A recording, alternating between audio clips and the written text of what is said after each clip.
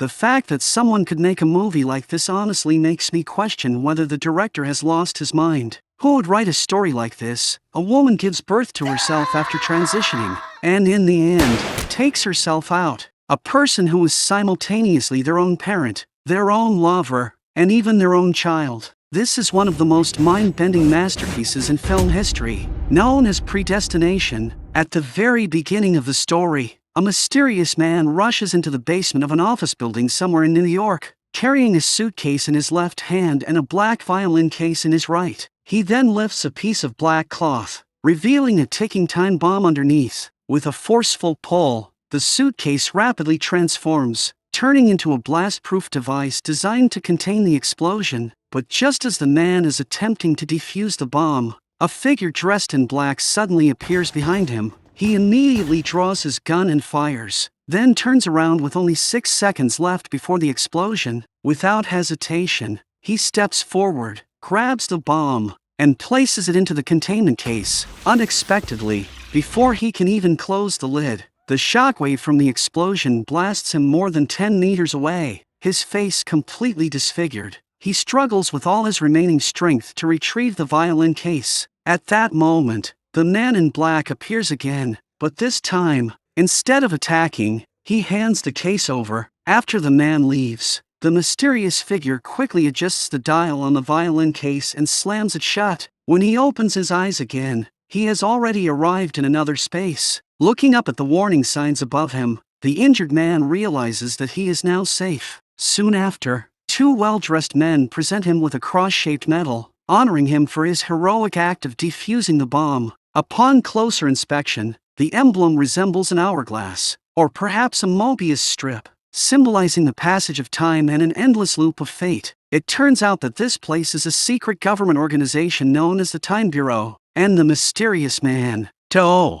is one of its agents. In the film, humanity invented time travel in 1981, allowing people to move freely 53 years into the past or future, mainly to prevent catastrophic events in history. Among all the cases, the most troublesome one involves a criminal known as the Fizzle Bomber, a dangerous individual who always manages to evade the agents sent by the Time Bureau and carry out large-scale attacks. The most devastating incident was the bombing of 10 city blocks in New York, resulting in the deaths of 11,000 people. Although Do managed to stop the bomber this time, he also suffered permanent injuries himself. After undergoing extensive reconstructive surgery, he eventually regained a normal appearance, but his face was completely different from before, and due to prolonged time travel, his brain suffered irreversible damage, leaving many of his memories blurred. Even though he no longer remembers what the bomber looks like, he still holds onto one thing firmly in his heart. He must go back and settle the score. Finally, after years of persistence,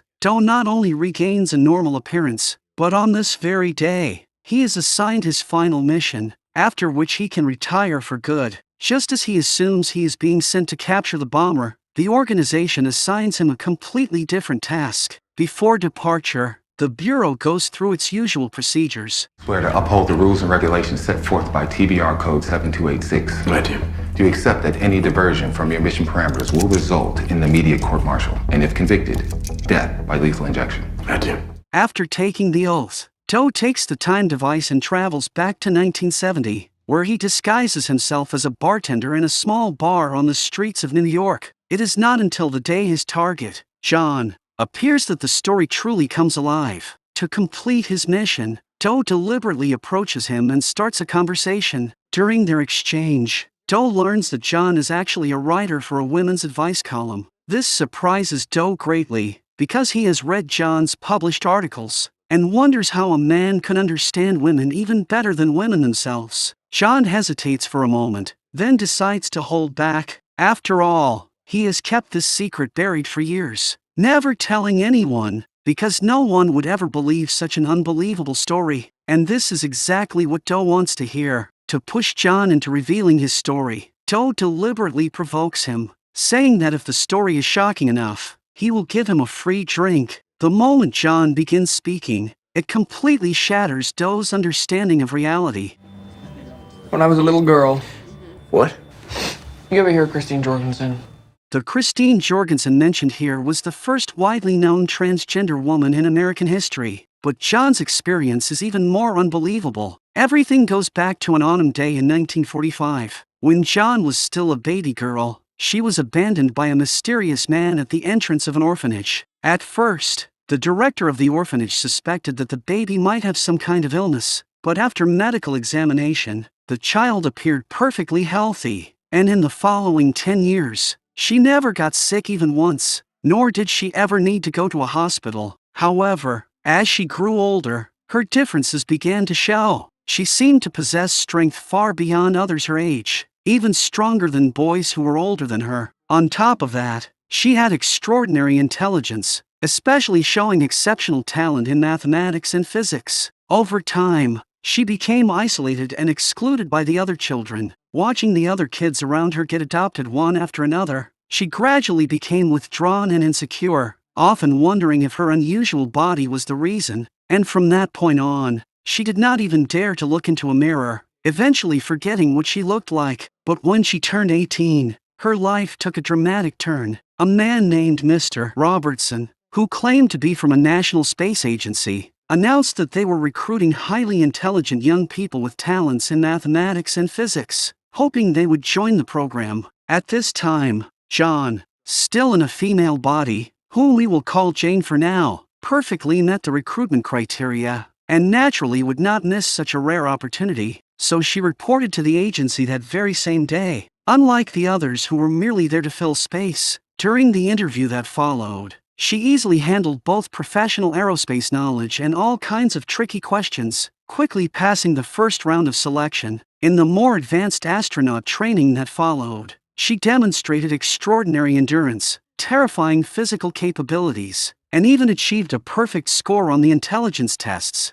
But this soon sparked jealousy among the other girls, eventually leading to a physical confrontation. During the fight, Jane gradually lost control and nearly caused the other girl's death. Even so, Mr. Robertson did not blame her, but the medical report the doctor brought in left him completely shocked. And it was precisely because of that report that Jane lost her qualification to become an astronaut. However, Mr. Robertson deliberately concealed the truth, only telling her that when the time was right in the future. Believe me, it's not over yet. I'll go to the Board of Appeals. I'll do everything to get you re-enlisted. I promise. Trust me, Jane. She would definitely be called back again. From beginning to end, Jane believed that she had been eliminated because of the fight, so she left the agency in sadness. With no parents and no friends, she had no choice but to take a temporary job as a nanny just to survive. In her spare time, Jane came into contact with romance novels for the first time, and from then on, she became completely obsessed. She even enrolled in an etiquette class online to change her unkempt appearance, hoping that whether in work or in love, she could be fully prepared. Yet fate works in the most unexpected ways. After one class, Jane happened to meet the man who would change her entire life. Oh, I'm so sorry. There he was. Are you lost? He told me he was waiting for someone, Well, you know what they say about good things happening to those who wait. but only the things left behind by those who hustle, he said. I couldn't believe it. It was a quote by Abraham Lincoln, and I was thinking the exact same thing. From that moment on, still in her female body, Jane fell deeply and uncontrollably in love with this mysterious man. But this intense love only lasted for 2 months. One day, the man suddenly told Jane he had something to take care of and would be gone for a few minutes. But once he left, he never came back. What she lost in love unexpectedly opened a new door in her career. On this day, Mr. Robertson found Jane again and revealed that they were not actually recruiting astronauts, but time agents who could travel between the future and the past. After months of screening, Mr. Robertson realized that only Jane had no family and no social ties, meaning that even if she traveled through time, she would not alter history or cause paradoxes, making her a perfect fit for the Bureau's principle of minimizing temporal disruption. So this position had to be hers. Just when she thought she was about to reach the peak of her life, she unexpectedly discovered that she was pregnant. Compared to a promising career, Jane chose to become a good mother and decided to keep the child. Fortunately, the delivery went smoothly, and Jane gave birth to a baby girl, but immediately afterward, the doctor, with a serious expression, You had 2 full sets of organs, Jane. Female and male. Both immature, but the female set well enough developed for you to have a baby. But I'm afraid, my dear, the excessive bleeding from the birth forced us to perform a hysterectomy. We had to remove your ovaries and uterus. But the reconstruction allowed us to create a male urinary tract. told her something devastating. Hearing that she would have to become a man, Jane could not accept it at all, but without the surgery, she would not survive. And now she had a daughter worth protecting, so she ultimately chose to undergo the transition. Yet on the very night of the surgery, another mysterious man appeared and took her child away. From that day on, Jane exhausted every possible method to search for her child, but the baby vanished just like that man, as if they had disappeared from the world. In overwhelming grief, Jane underwent 3 separate procedures at the hospital, injecting countless doses of hormones, all just to become a complete and capable man. On this day, she tried lowering her voice. Hi. Hi, it's nice to meet you. My name is Jane. My name is...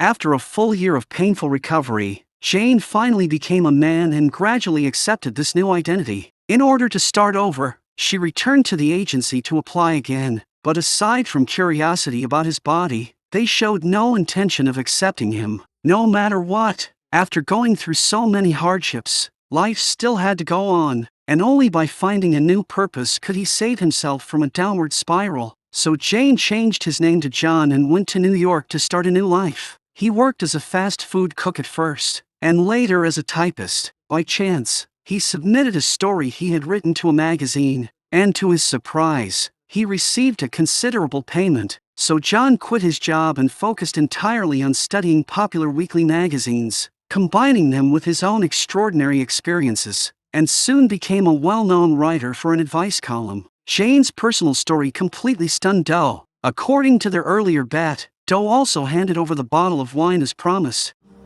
So, do I win the bottle? Just when it seemed like the story should have ended here, the real high-impact twist was only just beginning. John unexpectedly arrived at the second major turning point of his life right here. What if I could put him in front of you? Would you kill him?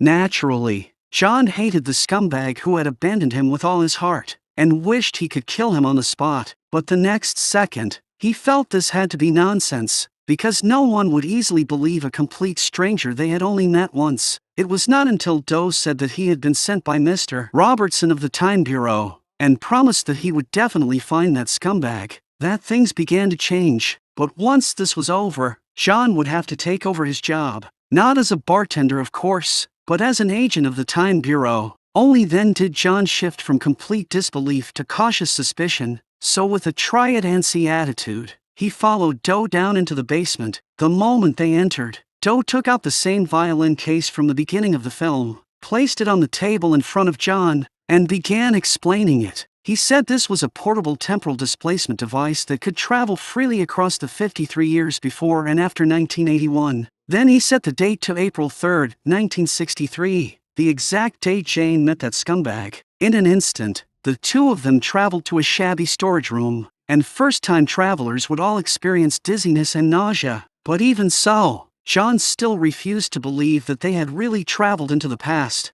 It was not until he saw the pedestrians outside the door, all dressed in 1960s clothing, that he finally believed it might actually be real. In the middle of his shock, Doe handed him a pistol, and then revealed the real mission this time. It turned out that the Time Bureau suspected that the scumbag who had abandoned John back then was actually the Fizzle bomber.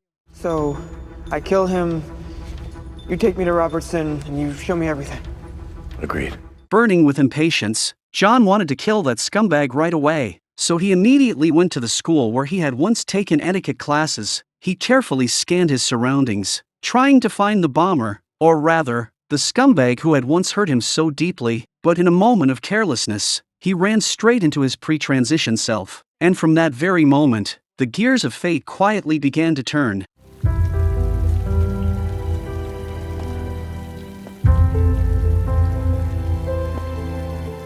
was thinking the exact same thing.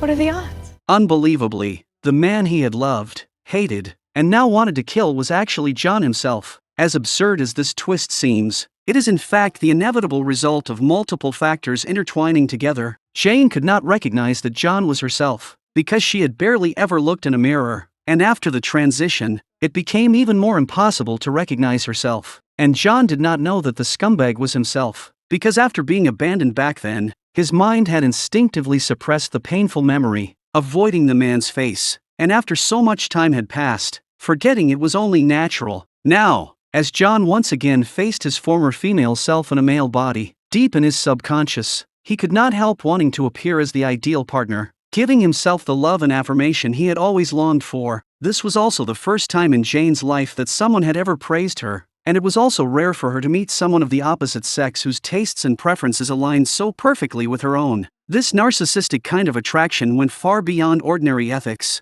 and it caused John, despite trying again and again to restrain himself, to fall into love with Jane. Meanwhile, Doe, who had been observing everything from the shadows, seemed to have anticipated this scene long ago. While the two of them continued acting out this strange and fantastical love, Doe still could not let go of the mission in which he had tried to stop the bomber. So, even at the cost of breaking the rules, he once again traveled to New York on March 2, 1970. Sharp-eyed viewers should be able to tell that this is exactly the same basement where the bomb was defused at the beginning of the film. Because he arrived several hours early, he ran into the bomber while he was installing the timer, and the moment the bomber realized someone was there, a fierce gunfight immediately broke out. After several rounds of intense fighting, Doe was ultimately ambushed from behind by the bomber and knocked unconscious. A moment later, when he came to again, he heard another explosion in the distance. When he got closer, he saw that a time agent had been blown so badly he was almost unrecognizable. So Doe walked over and handed him the time device. What he did not realize was that this agent was actually his own past self from the beginning of the film, and the black-clad figure who had attacked from behind back then had also been himself. But because Doe had traveled through time too many times, causing many of his memories to become fragmented, he only felt that this scene was strangely familiar. Just as he crouched down, he discovered the fragments the bomber had left behind. So, carrying those fragments, he traveled once again to the maternity ward in 1964, the very year Jane and John had their child. He handed the fragments left behind by the bomber to Mr. Robertson, but Mr. Robertson had not come this time because of the fragments. He had come because Doe had violated the Bureau's rules. Doe said he was fine, but in truth, he was already showing severe symptoms of memory loss. However, Mr. Robertson was not the kind of leader who blindly clung to rigid rules. He also felt that the Bureau's regulations were far too inflexible, and that without all those complicated restrictions, they might have achieved even greater results. Before leaving, Mr. Robertson ordered Doe to make sure Jane's baby was taken back to the orphanage in 1945. And after saying that, he left alone. Taking advantage of the moment when the nurse stepped out, Doe secretly entered the delivery room, and only then do we realize that the mysterious man who stole Jane's baby back then was also him. At this point, everything forms a perfect closed loop. Baby Jane is taken away by Doe, sent back to 1945, and left at the entrance of the orphanage. After growing up, she becomes Jane, and in 1964, 19 years later, she falls in love with John, who has traveled back in time and is actually her post-transition self, gives birth to baby Jane, and then that baby is taken by Doe and sent back once again to the orphanage in 1945. And so it repeats, completing one small cycle. Why do we call this a small cycle? Because what comes next is an even bigger loop, and in order to complete that larger loop, Doe travels back once again to 1963. At this point, John and Jane have already been in love for more than 2 months. Stay here. Where are you going? Don't worry. Be right back. After leaving Jane, the furious John points a gun at Doe, blaming him for making a fool of him, saying there never was any bomber or scumbag at all, and warning him not to disturb the peaceful life the two of them have built. And now that you found her, you know who she is, and you understand who you are. And now maybe you're ready to understand who I am. Doe once again stresses his identity as an agent, and says that if John does not return with him to the Time Bureau, then Jane will never be abandoned, will never transition into John, and the John standing here now would naturally never exist either, because every result has its cause. Only then does John finally understand that truth. Although he cannot bear to leave Jane, he still follows Doe back to the Time Bureau in 1985. Because this trip spans 22 years in one jump, John is overwhelmed and falls into a deep sleep. And Doe, meanwhile, has completed the final mission of his life. From this day forward, John will take over the work that comes next. The fizzle planter's still out there. After saying that, Mr. Robertson takes out a file bag and says that everything inside is a new lead uncovered from the fragments left behind by the bomber. But according to the rules of the Time Bureau, Doe is no longer allowed to continue the investigation, and instead must choose a point in time to begin his retirement, while the time machine itself will also fail after its final trip. But the bomber remains the deepest obsession in Doe's heart, so he travels to New York on January 7, 1975. With only 2 months left before the most devastating explosion, yet just as Doe opens a bottle of liquor, preparing to celebrate his retirement, he unexpectedly discovers that the self-destruct program of the time machine has malfunctioned. He suspects this was all deliberately arranged by Mr. Robertson, otherwise he would not have been given that file bag earlier, and inside it is a clear record of the bomber's movements. Because Mr. Robertson knows very well that Doe would never give up, the moment Doe sees that the bomber's final appearance was at a laundromat, he immediately travels there and at last comes face to face with the enemy who has haunted his entire life. But to his absolute shock, the bomber is actually the elderly version of Doe himself. As for all those deaths, the bomber does not admit to wrongdoing, because he has his own twisted logic. For example, he says that a factory in Chicago will leak chemical agents and take more than 300 lives, so he travels back in advance and destroys the factory before the leak ever happens. Saved? The Hardshaw weapons factory heist? 1968? No, the terrorists never came in the building because I put up.